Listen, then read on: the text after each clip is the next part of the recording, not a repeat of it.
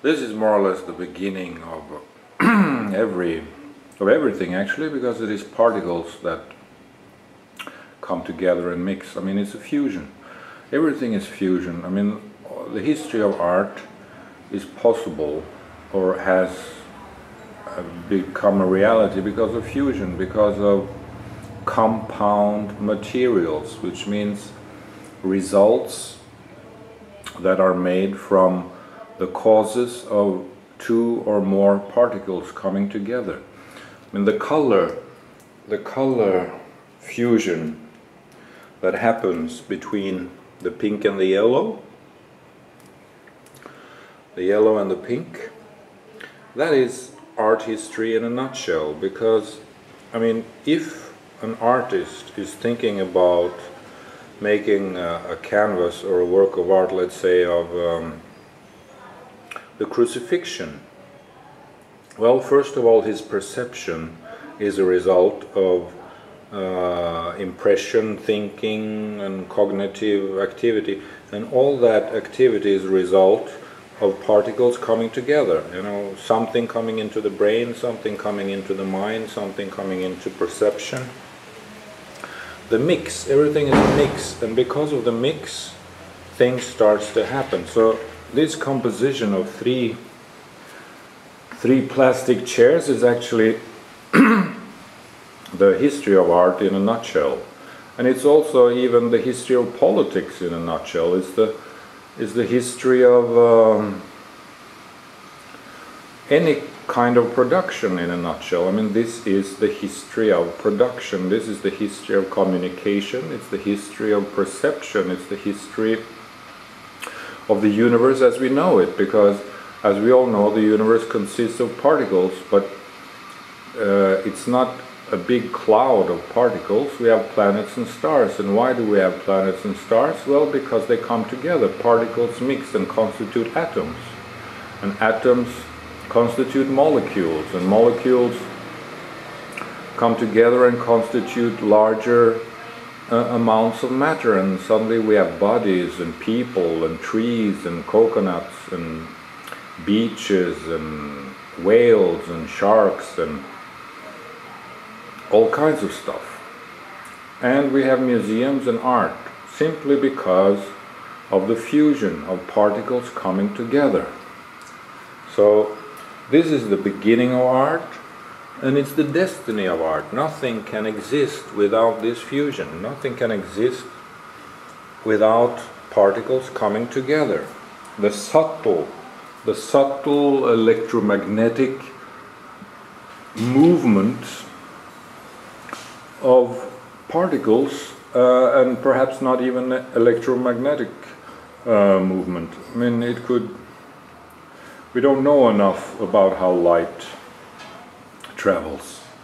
And when it comes to art, well, it's more or less about light. It's about how different kinds of color transmits light on a canvas or in a sculpture or in architecture, I mean in a building or in design or whatever. So this is the history of art, the history of politics, the history of how to create, maybe, yes, even the history of religion. You know, this is the history of religion in a nutshell. How the mind attaches to phenomena, and suddenly you have a mix. So that's how it all happens. Well, this is a beautiful thing. Why is it beautiful? Because particles come together.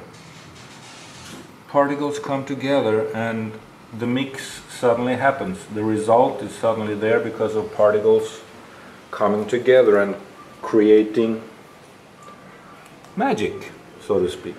Creating magic, you know, just by particles coming together. So this is the history of art. It's the history of politics, religion, any kind of production, communication, human thought. It's an exposition of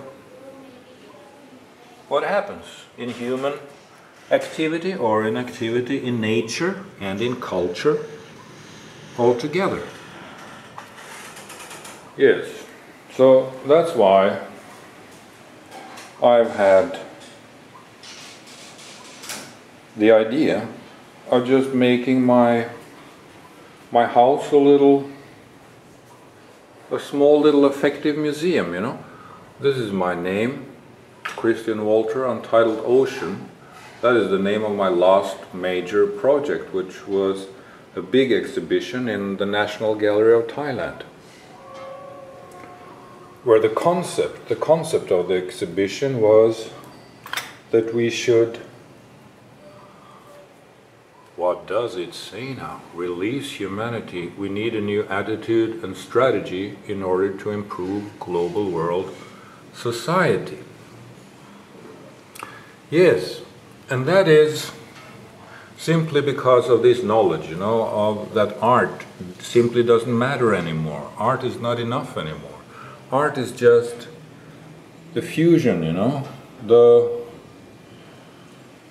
the activity or the phenomenon of particles coming together.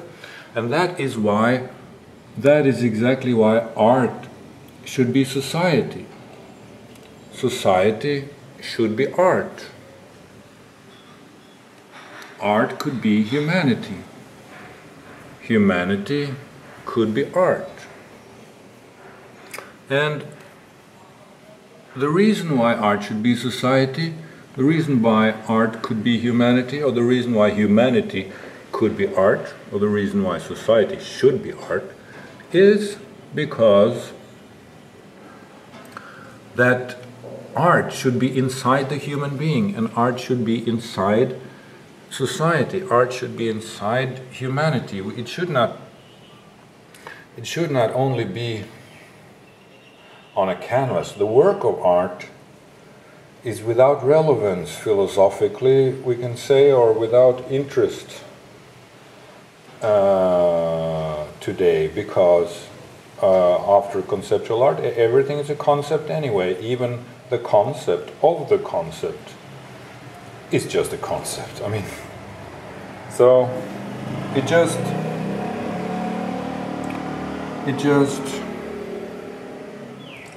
art is not enough anymore, you know. Art is not enough anymore as an activity, and that's why art should be society.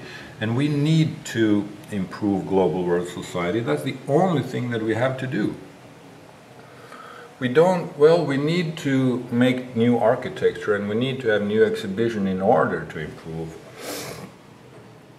global world society, but the project itself of improving global world society is the most important thing.